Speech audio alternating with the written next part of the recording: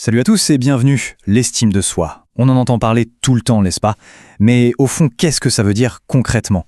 Eh bien, c'est un peu la base de notre équilibre, le pilier de notre bien-être mental. Et aujourd'hui, on va décortiquer ça ensemble pour voir ce qui la rend si solide. Et tout, absolument tout, commence avec cette question, qui a l'air simple, mais qui est en fait immense. Quelle valeur est-ce qu'on s'accorde? C'est vraiment la question centrale.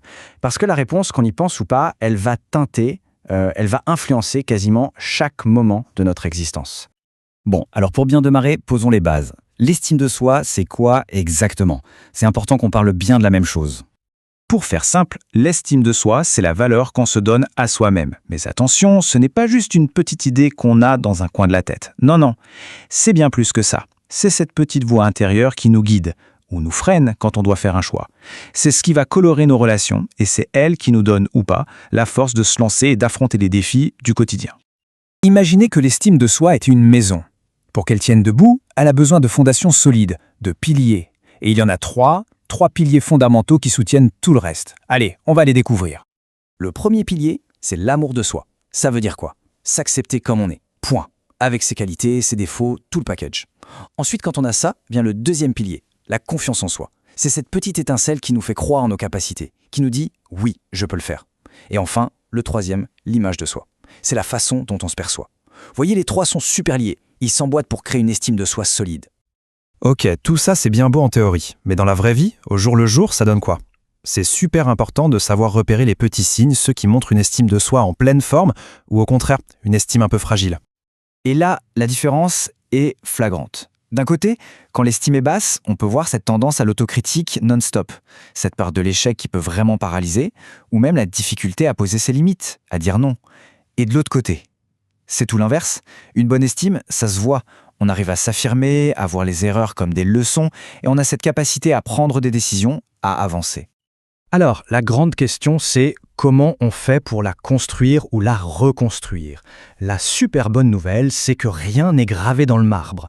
L'estime de soi, ce n'est pas un truc fixe. C'est comme un muscle. Plus on l'entraîne, plus il devient fort. Et ça se fait au quotidien. Il y a plein de choses concrètes qu'on peut faire. Par exemple, commencer par se fixer des petits objectifs. Mais des objectifs réalistes, histoire de se mettre dans une dynamique de réussite. Autre point clé, pratiquer l'autocompassion. En gros, se parler à soi-même comme on parlerait à son meilleur ami. Ensuite, super important, célébrer ses victoires, même les toutes petites, chaque pas compte. Il faut aussi essayer de sortir du piège de la comparaison permanente, c'est un vrai poison ça. Et enfin, s'entourer de gens qui nous tirent vers le haut. Et surtout, il faut bien garder en tête qu'on n'est pas obligé de faire ce chemin tout seul, vraiment. Demander de l'aide, ce n'est absolument pas une faiblesse, c'est au contraire une preuve de force. Et la bonne nouvelle, c'est qu'il existe plein de ressources pour avoir un coup de main. Je pense par exemple à So. C'est une plateforme qui est vraiment pensée pour le bien-être mental des jeunes. On peut y trouver des outils, des conseils pratiques. C'est un peu un compagnon de route pour aider à trouver son équilibre et justement à muscler son estime de soi. Et pour être très concret, si on se trouve au Cameroun et qu'on a besoin d'un soutien, il y a des contacts clés à connaître. Le premier, c'est le 1511. C'est une ligne d'écoute nationale, c'est gratuit, c'est confidentiel. Il existe aussi des centres comme la Maison du Psy qui sont là pour l'écoute et l'accompagnement. Et bien sûr, Soro peut aussi servir de pont en orientant vers les bons professionnels. Voilà. Et pour finir, s'il y avait une seule idée à garder en tête, ce serait ça. Chaque petite victoire est un pas dans la bonne direction. On ne cherche pas la perfection, ça n'existe pas et c'est une quête épuisante. Non, le vrai but, c'est d'apprendre, jour après jour, à être un peu plus juste avec soi-même. La vraie question à se poser le soir, ce n'est pas « est-ce que j'ai été parfait ?», mais plutôt « est-ce que j'ai réussi à être un peu plus mon ami aujourd'hui ?»